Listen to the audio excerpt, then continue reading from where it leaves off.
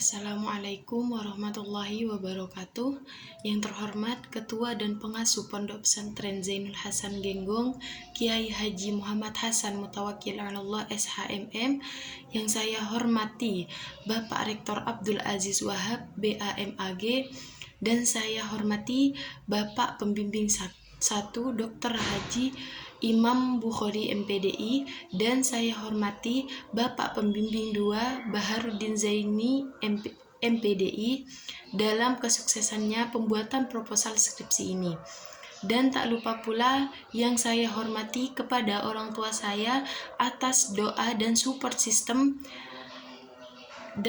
sistemnya dalam pelaksanaan pembuatan proposal ini. Sebelum saya mulai, izinkan saya perkenalan terlebih dahulu.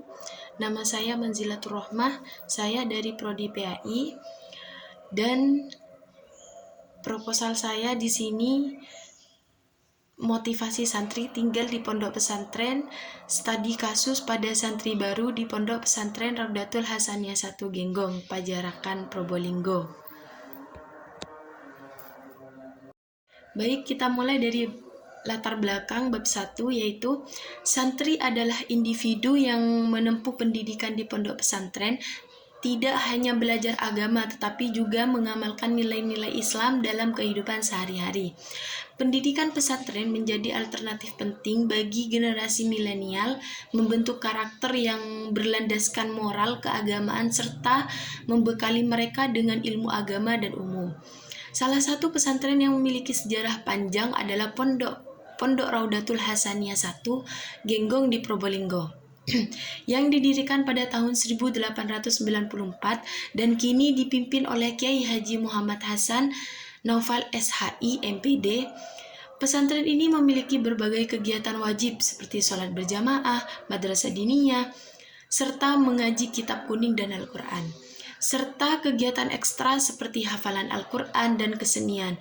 Santri baru yang berasal dari berbagai latar belakang menghadapi tantangan dalam beradaptasi dengan kehidupan pesantren, sehingga perlu penelitian lebih lanjut untuk memahami motivasi mereka dalam mengikuti pendidikan pesantren serta cara mereka mengatur waktu antara tugas pondok dan sekolah. Selanjutnya ada rumusan masalah, yaitu yang pertama, apa saja faktor internal yang memotivasi santri baru mondok di Raudatul Hasaniyah 1 Genggong? Dan rumusan masalah yang kedua, apa saja faktor eksternal yang memotivasi santri baru mondok di Raudatul Hasaniyah 1 Genggong? Dan selanjutnya ada fokus penelitian, yaitu ada 2 poin. Yang pertama, faktor internal yang memotivasi santri baru tinggal di pondok pesantren Raudatul Hasaniyah 1 Genggong. Dan yang kedua, faktor eksternal yang memotivasi santri baru tinggal di pondok pesantren Raudatul Hasaniyah 1 Genggong. Dan selanjutnya ada manfaat penelitian. Yang pertama, bagi santri dan keluarga menjadi bahan refleksi dan untuk memahami lebih dalam motivasi mereka dalam memilih pesantren sebagai tempat tinggal dan pembelajaran. Dan yang kedua, bagi pengasuh pondok pesantren memberikan wawasan tentang faktor-faktor utama yang mendorong santri baru memilih untuk tinggal di pesantren sehingga dapat digunakan untuk merancang strategi yang lebih efektif dalam menarik dan mempertahankan efektif. Yang tiga, bagi peneliti selanjutnya menjadi referensi yang ingin mendalami peran orang tua dalam pendidikan agama, khususnya dalam menempat tinggalkan anak di pondok pesantren.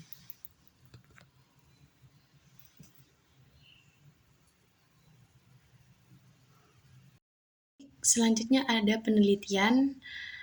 Saya hanya merangkum 5 penelitian saja, yaitu 1.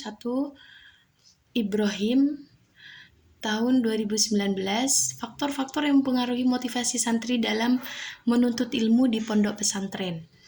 Hasil penelitian menunjukkan bahwa motivasi santri dipengaruhi oleh faktor internal seperti niat dan tujuan pribadi dalam mendalami agama Islam, serta faktor eksternal seperti dukungan keluarga dan lingkungan. Peran pengasuh atau ustadz juga berperan penting dalam membangun motivasi santri. Dan penelitian yang kedua yaitu dari Amiruddin tahun 2021, faktor-faktor yang mempengaruhi motivasi santri baru untuk beradaptasi dengan kehidupan di pondok pesantren. Motivasi awal santri baru dipengaruhi oleh harapan mendapatkan pendidikan agama yang baik, dorongan keluarga, serta cita-cita menjadi ahli agama. Namun tantangan dalam beradaptasi dengan kehidupan pesantren juga dapat mempengaruhi motivasi mereka.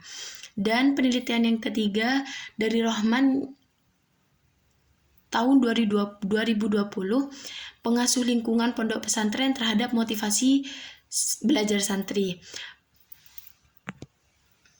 menemukan bahwa lingkungan yang kondusif seperti fasilitas yang mendukung, pengasuh yang berkompeten, dan sistem pendidikan yang jelas dapat meningkatkan motivasi belajar santri.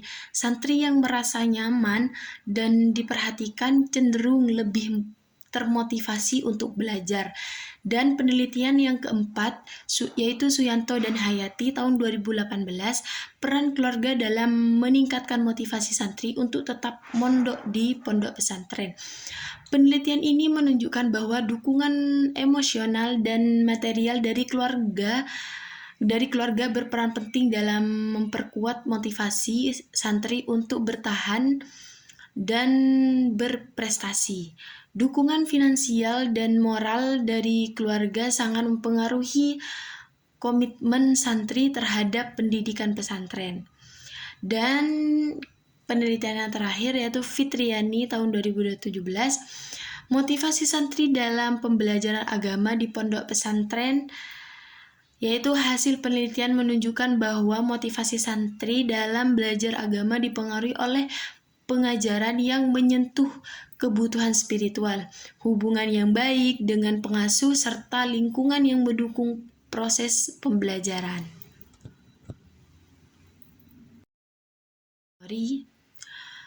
Motivasi berasal dari kata motif atau dorongan, merupakan dorongan psikologis yang membuat seseorang bertindak untuk mencapai tujuan.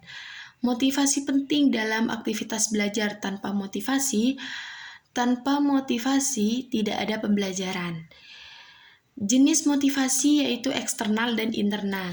Faktor yang mempengaruhi internal dan eksternal. Dan selanjutnya pondok pesantren. Pondok pesantren adalah lembaga pendidikan Islam yang berfungsi sebagai pusat pembelajaran agama, pembentukan karakter, dan dakwah. Berawal dari ajaran Wali Songo, pesantren terbagi dalam beberapa jenis berdasarkan kurikulum yaitu modern, tahasus, campuran, sistem pembelajaran yaitu salafi dan halafi, serta metode pendidikan tradisional, madrasah, dan asrama. Tujuan utama pesantren adalah mencetak santri yang berkepribadian Islam, berilmu, mandiri, serta berakhlak mulia.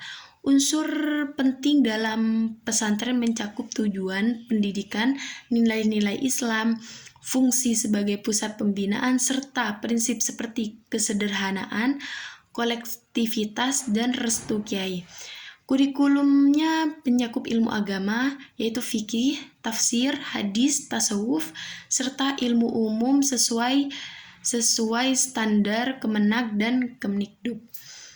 Dan santri adalah individu yang menuntut ilmu agama di pesantren, berperan dalam penyebaran Islam dan aktif dalam kegiatan keagamaan mereka. Dan terbagi menjadi santri mukmin atau tinggal di pesantren dan santri kalong atau belajar tanpa menetap.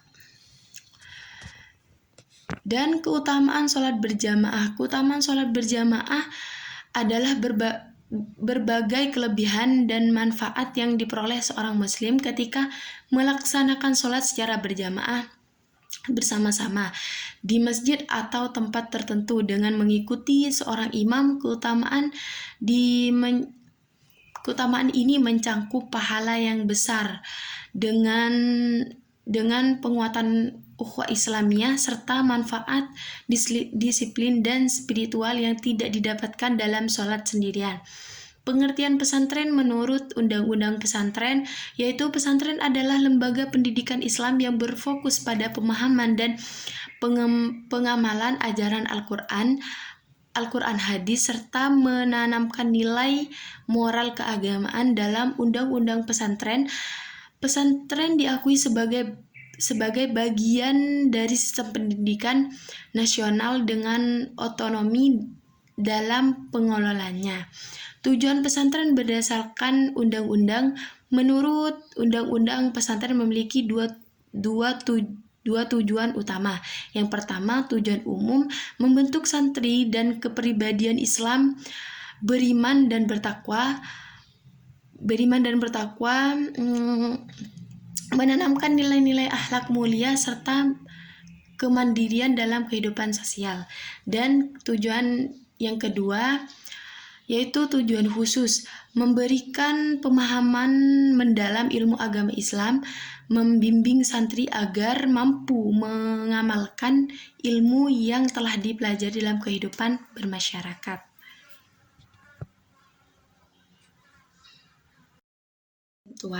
Santri mondok di pondok pesantren tentunya ada motivasi, yaitu motivasi ada dua, internal dan eksternal.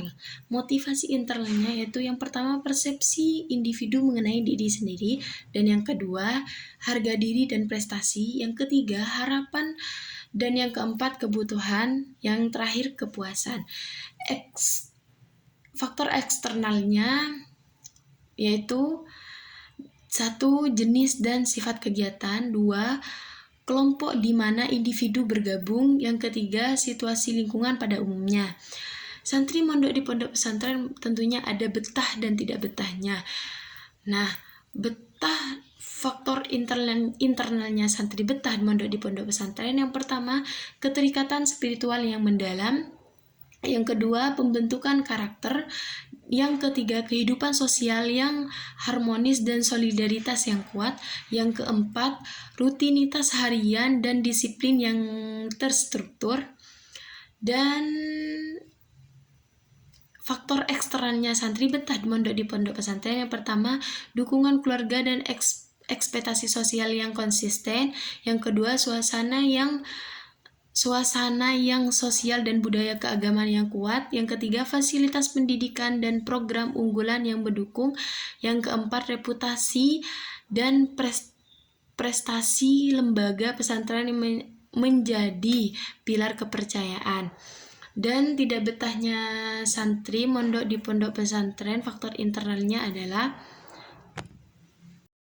yang pertama menyesuaikan diri dengan pola hidup dan disiplin yang sangat ketat, yang kedua perasaan terasing dan isolasi emosional, yang ketiga tekanan batin dalam memenuhi harapan. Dan tidak betahnya santri, faktor eksternalnya ialah yang pertama minimnya dukungan dan keterlibatan keluarga, dan yang kedua suasana yang tidak mendukung dan lingkungan yang konfliktual, yang ketiga keterbatasan fasilitas dan infrastruktur yang mendukung kegiatan sehari-hari, dan yang keempat terbatasnya sumber daya pendukung. Baik, selanjutnya ada bab 3, metode penelitian, yaitu pendekatan dan jenis penelitian. Penelitian ini saya menggunakan pendekatan kualitatif dengan jenis studi kasus. Pendekatan ini bertujuan untuk mendapatkan pemahaman mendalam mengenai motivasi santri baru mondok di pondok pesantren Rodatul Hasaniyah 1 Genggong. Studi kasus dilakukan secara intensif dan mendetail terhadap objek penelitian dengan teknik wawancara dan dokumentasi. Nah, selanjutnya kehadiran peneliti. Dalam penelitian kualitatif ini, penelitian berperan sebagai instrumen utama dalam pengumpulan data. Kehadiran peneliti di lokasi memungkinkan observasi langsung terhadap fenomena yang terjadi. Selain itu, interaksi dengan informan dilakukan dengan alami agar data yang diperoleh lebih akurat dan relevan dengan tujuan penelitian. Selanjutnya sumber data dan sumber data. Data dan sumber data. Data dalam penelitian ini dikumpulkan melalui berbagai teknik seperti wawancara, observasi, dan dokumentasi. Sumber data terbagi menjadi dua jenis. Yang pertama data primer, langsung dari santri baru melalui wawancara dan observasi. Informasi yang diberikan santri akan memberikan gambaran nyata mengenai motivasi mereka dalam memilih mondok di pondok pesantren. Dan yang kedua, data sekunder, buku, jurnal dokumen, serta wawancara dengan kepala pondok. Sumber ini digunakan untuk melengkapi dan memperkuat temuan dari data primer.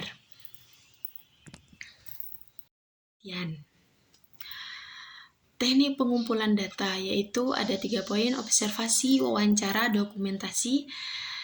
Teknik analisis data ada 3 poin juga, yaitu reduksi data. Yang kedua, display data atau penyajian data. Yang ketiga, kesimpulan atau verifikasi. Nah, selanjutnya ada pengecekan keabsahan temuan. Untuk memastikan keabsahan data dalam penelitian ini dilakukan uji validitas dengan metode uji kredibilitas, dependibilitas, dan transferabilitas, dan juga konfirmabilitas. Salah satu cara untuk dalam uji kredibilitas adalah triangulasi yang melibatkan pengecekan data dari berbagai sumber dan teknik. Yang pertama, triangulasi sumber. Data uji dengan membandingkan informasi dari beberapa sumber seperti santri baru, pengurus pondok, teman sesama santri, dan orang tua. Dan triangulasi waktu, pengumpulan data dilakukan pada waktu yang berbeda untuk memastikan validitasnya, misalnya wawancara pagi hari saat informan dalam kondisi segar dibandingkan dengan wawancara di waktu lain untuk melihat konsistensi jawaban. Dan triangulasi teknik yaitu data yang diperoleh dengan satu teknik seperti wawancara akan dicek ulang menggunakan observasi, dokumentasi, atau kuesioner. Jika terdapat perbedaan data, penelitian akan mendiskusikan lebih lanjut dengan sumber terkait untuk memastikan keabsahannya. Dan seminar proposal saya, jika ada kekurangan dan kesalahan, mohon maaf. Saya Manzilatur Rahmah, pamit undur diri. Assalamualaikum warahmatullahi wabarakatuh.